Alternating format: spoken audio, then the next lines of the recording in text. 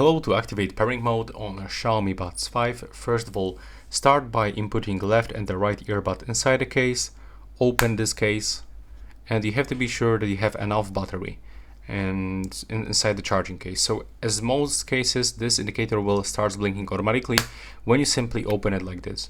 But if it is not working, then you will have to find this button. You will have to click and hold it, for example, with your fingernail, and now just wait until this indicator starts blinking. Now we can release, keep this open. Now on your Bluetooth settings, open this pairing list, and as you can see right now, you are connected. If it's not working, then sometimes you will have to turn off the Bluetooth on your phone.